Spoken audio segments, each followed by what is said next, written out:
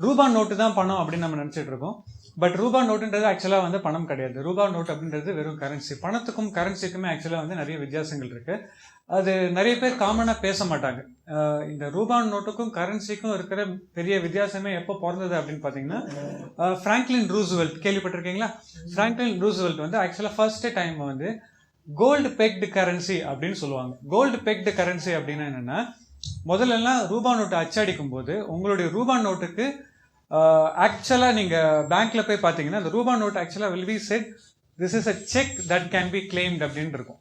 US டாலர்லாம் எடுத்து பார்த்தீங்கன்னா, பழைய காலத்து யூஎஸ் டாலர் இப்போ இருக்கிறதுல இல்லை, பழைய காலத்து யூஎஸ் டாலர்லாம் எடுத்து பார்த்தீங்கன்னா அதில் வந்து this is a cheque that can be claimed in bank அப்படின்னு இருக்கும். ஸோ ரூபா நோட்டுன்றது was simply a cheque for what? For gold, அவ்வளோதாங்க.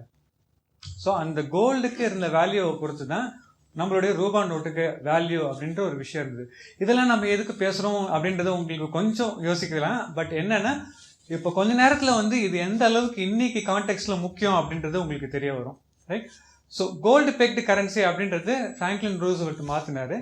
அதுக்கப்புறமா இன்னைக்கு நம்ம கிட்ட அச்சடிக்கப்பட்டுக்கிட்டு இருக்க அத்தனை கரன்சியும், அதாவது நம்ம கிட்ட இருக்க ரூபா நோட்டாக இருந்தாலும் சரி, இல்லை டாலர் நோட்டாக இருந்தாலும் சரி, யூரோ, பவுண்ட் எதுவாக இருந்தாலும் சரி, அதுக்கு இன்ட்ரென்சிக் வேல்யூ அப்படின்னு சொல்லுவாங்க. அதுக்கு உண்டான வேல்யூ அப்படின்னு எதுவுமே கிடையாது. இப்போ ஃபார் எக்ஸாம்பிள் கோல்டுக்கு அதனுடைய வேல்யூ எங்கேருந்து வருது சொல்ல முடியுமா? டிமாண்ட். டிமாண்ட் எப்போ பிறக்கும்? அதுக்கான யூட்டிலிட்டி இருந்தா. கரெக்டுங்களா? ஸோ கோல்டு வந்து எல்லாரும் மதிக்கிறதுனால தான் அதுக்கு டிமாண்டே முதல்ல வருது. ஸோ இப்போ உலகத்துல யாருமே கோல்டை மதிக்கலன்னு வச்சுக்கோங்களேன், அதுக்கு டிமாண்ட் இருக்காது. ஸோ டிமாண்ட் இல்லாத பொருள் over period of time rate கம்மியாகிட்டு தான் வரும். ஸோ கோல்டுக்கு இன்ட்ரென்சிக் வேல்யூ எப்படி உருவாகுதுன்னு பார்த்தீங்கன்னா, ஒன்று அது எல்லாருக்கும் தேவைப்படுது. ஆனால் அதுக்கும் மேலே ரொம்ப முக்கியமான விஷயம் என்னன்னு பார்த்தீங்கன்னா, கோல்டு சில்வர்லாம் இண்டஸ்ட்ரியல் மெட்டல் அப்படின்னு சொல்லுவாங்க. அதாவது நம்மளுடைய செல்ஃபோன் இருக்கு இல்லைங்களா, நம்ம செல்ஃபோன் எடுத்து பார்த்தீங்கன்னா நிறைய இடத்துல பார்த்துருப்பீங்க, இது ஒரு பிஸ்னஸாக பண்ணுவாங்க. பழைய கம்ப்யூட்டர் நாங்கள் நல்ல ரேட்டுக்கு வாங்கிக்கிறோம், உபயோகமே இல்லாமல் இருந்தாலும் சரி நாங்கள் வாங்கிக்கிறோம் அப்படின்னு சொல்லுவாங்க. எதுக்காக அவங்க உடனே கம்ப்யூட்டர் வாங்கணும்னு யோசிச்சிருக்கீங்களா? ஏன்னா அந்த கம்ப்யூட்டர் எடுத்துட்டு போய் உருக்குனா உள்ளேருந்து கோல்டு கிடைக்கும். உங்களுடைய மைக்ரோ ப்ராசஸர்ல கோல்டு இருக்கும், உங்களுடைய சிப்ஸ்ல சில்வர் அண்ட் கோல்டு இருக்கும். எதுக்காக அதை யூஸ் பண்றாங்கன்னா, டெம்பரேச்சரை நல்லா கரெக்டாக மெயின்டைன் பண்ணக்கூடிய இண்டஸ்ட்ரியல் மெட்டல்ஸ் அது ரெண்டு மட்டும்தான். ஸோ உங்களுடைய எல்லா எலக்ட்ரானிக் ப்ராடக்ட்ஸ்லையும் கோல்டு அண்ட் சில்வர் இருக்கும். ஸோ கோல்டு அண்ட் சில்வர் அப்படின்றது அதனால தான் ரொம்ப முக்கியமான ஒரு மெட்டல். ஆனால் இந்த மாதிரி நம்மளுடைய கரன்சி நோட்டுக்கு இன்ட்ரென்சிக் வேல்யூன்னு ஏதாவது இருக்கான்னு கேட்டிங்கன்னா, அப்படி ஒரு இன்ட்ரென்சிக் வேல்யூமே கிடையாது. நான் இந்தியன் கரன்சின்னு மட்டும் சொல்லலை, நம்ம ரொம்ப பெருசாக நினச்சிக்கிட்டு இருக்க யூஎஸ் டாலராக இருக்கலாம், இல்லை எந்த ஒரு கரன்சியாகவுமே இருக்கலாம், அது வெறும் கரன்சி தான், அது மணி கிடையாது அப்படின்றத நம்ம புரிஞ்சுக்கணும். இது ஏன் புரிஞ்சுக்கணும் அப்படின்னா, எது மணி இல்லை அப்படின்னு புரிஞ்சுக்கிட்டாதான் நம்மளுடைய வெல்த்தை எப்படி நம்மளால மேனேஜ் பண்ண முடியும் அப்படின்றத பற்றி நம்மளால புரிஞ்சுக்க முடியும். ஸோ நம்ம சேவிங்ஸ் அப்படின்னு எப்போ யோசிச்சு பார்த்தாலுமே நமக்கு பணம் மட்டும்தான் கண்ணுக்கு வரும். பட் பணம் அப்படின்றது is not the only form of saving. So சேவிங்ஸ்லையும் வேறு விதமான சேவிங்ஸ் இருக்கு. ஒவ்வொரு சேவிங்க்கும் அதுக்கான ரிஸ்க் இருக்கு. அதை பற்றிலாம் நம்ம இன்னைக்கு பார்ப்போம். அதுக்கப்புறம் பணம் எப்படி வேலை செய்யுது அப்படின்னு பார்ப்போம். அதுக்கப்புறமா பணத்துக்கும் எக்கனாமிக்ஸ்க்கும் இருக்க சம்பந்தத்தை பார்ப்போம். எக்கனாமிக்ஸ் ஏன் எல்லாருமே புரிஞ்சுக்கணும்னா, பொருளாதாரத்தை புரிஞ்சிக்கல அப்படின்னா வந்து நிறைய இடத்துல வந்து நம்மளால உலகம் எப்படி இயங்குது அப்படின்றது புரிஞ்சிக்க முடியாது. எதனால ஒரு பொருளோட விலை ஏறுது, எதனால ஒரு பொருளோட விலை இறங்குது அப்படின்றது தெரிஞ்சிக்க வேண்டியது ரொம்ப முக்கியமான விஷயம்.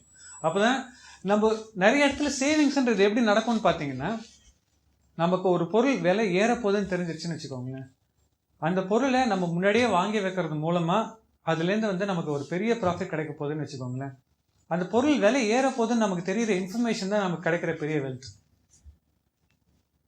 கரெக்டுங்களா?